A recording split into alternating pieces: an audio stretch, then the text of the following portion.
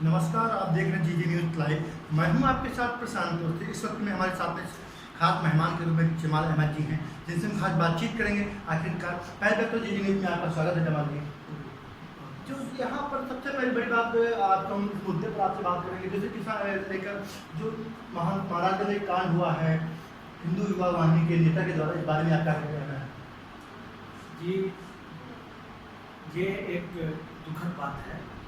जो सांप्रदायिक चीज़ें हैं, वहाँ कम से कम 7 से 8 गाँव जो हैं परेशान हैं, जो दबंग हिंदू युवा वाहिनी के जिला पर हैं, उनके द्वारा से विजय सिंह के द्वारा दबंगाई की जा रही है। इस बारे में आपका क्या कहना है? प्रशांत जी, इस तरह की चीज़ें जब भारत जैसे लोकतांत्रिक देश में देखने को मिलता है तो आत्मा बहुत दुखी होता है। जो भी लोकतंत्र को समझते हैं वो बखूबी इस चीज़ को जानते हैं कि इस तरह की घटना जब भी होती है तो ये संविधान की हत्या होती है। जैसे कि आज देश में कोरोना जैसी महामारी कोविड-19 फैली हुई है, इस बारे में आपका क्या कहना है? ये महामारी जानलेवा है, इसने तमाम घरों को उजाड़ा है और इसमें सरकार की जो भूमिका रही वो जिस तरह की होनी चाहिए वो नहीं हुई। ये एक प्राकृतिक आपदा है जिसने पूरे हिंदुस्तान को ही नहीं बल्कि पूरे दुनिया को चपेट में लिया है। ये अभूतपूर्व अकल्पनीय घटना है जो प्रकृति के वजह से हुआ है और ये मानव जीवन के लिए और इससे और जैसे कि हमारी देश में जो कोरोना जैसी महामारी आई थी, देश में जो प्रवासी मजदूर थे, क्या उनको सरकार द्वारा क्या क्या लाभ मिल पाया है? प्रवासी मजदूरों को लेकर तो ऐसी कोई योजना या इस तरह का कोई जो काम होना चाहिए वो हुआ नहीं, क्योंकि पहली बार जब आपदा आई थी तब बेतरतीब ढंग से एब्रप्टली लॉकडाउन कर दिया। अब वो डेली वेज अर्नर थे, डेली कमाने वाले थे, वो घर से निकले। उनको कैसे भरपेट खाना मिल रहा है इस समय? क्या सरकार द्वारा कोई उनको लाभ दिया गया है? कोई ऐसा कोई प्रकरण आया है सामने की नहीं गया? ऑफकोर्स बनाया गया है, राशन कार्ड बनाए गए हैं, राशन का वितरण हो रहा है, लेकिन सिर्फ दाल चावल और गेहूँ यही सिर्फ राशन के सामान में नहीं आता है और भी बहुत सारी चीज़ें हैं। अब आप कल्पना कीजिए कि एक व्यक्ति कमाने वाला है, अगर उसका 4 खाने वाला है तो बहुत सारी चीज़ें ऐसी आवश्यक। चलिए जमाल जी, ये बताइए, जैसे कि आप सूबे क्या योगी आदित्यनाथ जिस सपना देख रहे हैं बेटी पढ़ाओ बेटी बचाओ का, क्या ये सपना उनका पूरी तरीके से पूर्ण होता हुआ दिखाई दे रहा है?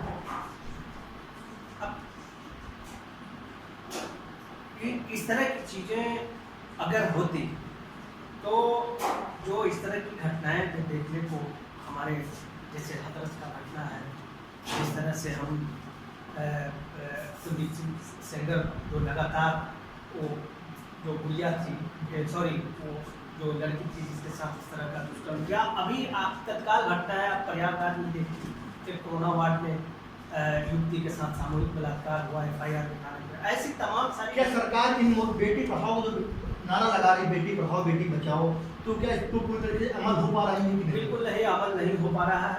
इस बारे में आपको सरकार शासन और प्रशासन से क्या मांग है? सरकार से यही मांग है कि हमारी देश की महिला दुर्गा, अम्बी, चंडी, काली कही जाती है, इससे काम नहीं चलेगा। ये ना कह के हमें उन्हें सम्मान देना चाहिए, उन्हें आर्थिक मजबूती देनी चाहिए, उन्हें शिक्षाओं में जो रिजर्वेशन है वो पूरी तरह से देना चाहिए, साथ ही साथ जो व्यवस्था है हर जगह उनके लिए। जमाल जी, इसका मतलब है आपकी बातों पर साफ साफ अंकुश लगाया जा रहा है कि कोई तरीके से सरकार कोई मुद्दों पर काम नहीं कर पा रही है। सरकार की कोशिशें रही हैं, लेकिन जो प्रैक्टिकल बात है, अब जो जिस तरह से मैं समझता हूँ वो जैसे कि इससे पहले जो हमारे मुख्यमंत्री अखिलेश यादव जी रहे, उन्होंने जो मेट्रो का जो संचालक किया था, उद्घाटन योगी जी आगे कर दिए। इस बारे में आपका क्या कहना है? ये सपना किसका आखिरकार समाजवादी का था कि भारतीय जनता पार्टी का था? ये मेट्रो की बात फिर से आप कर सकते हैं जी, फिर से एक बात कर सकते हैं। जैसे मेट्रो की बात सपना अखिलेश जी ने देखा था, उद्घाटन योगी जी ने आके किया। इस बारे में जैसे कि सपना जी किसका था? सपना अखिलेश जी का था कि भाजपा? अब वो सपना किसी का भी हो, जो केंद्र सरकार और राज्य सरकार के पैसे थे वो इसमें लगे, और लगने के बाद मेट्रो चल रहा है। ये प्रदेश के लिए बहुत नहीं फायदे की साहब, बात है। जब से भाजपा सरकार आपकी आई हुई है तो भाजपा सरकार ने कौन सा नया कार्य किया है जो देखने लायक हो?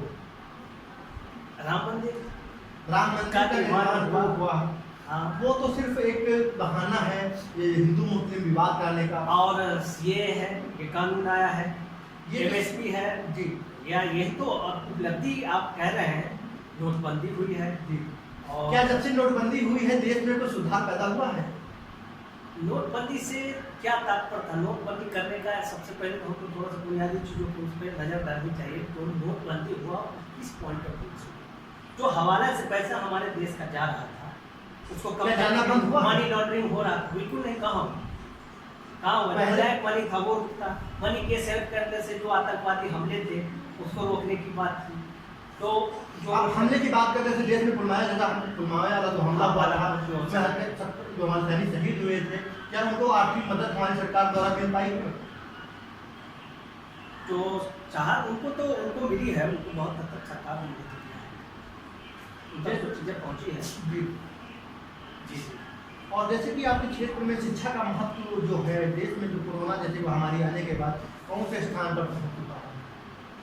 शिक्षा व्यवस्था तो अब पूरी तरीके से ध्वस्त हो चुकी है। ध्वस्त हो चुकी है, क्योंकि जो अभी देखा आपने ये एग्जामिनेशन कैंसिल हुआ था, और इससे पहले भी जो बच्चे पढ़े थे और प्राइमरी एजुकेशन जो है, क्योंकि हमारे यहाँ ऑनलाइन जो सिस्टम है, जो पढ़ाने का स्तर है, वो शिक्षक ही बड़े स्तर पे एक्सपर्ट नहीं है, उनको फिर से ट्रेनिंग लेनी पड़ेगी और तब वो इस चीज़ को समझ पाएंगे तो वो पढ़ाने की स्थिति में आएंगे।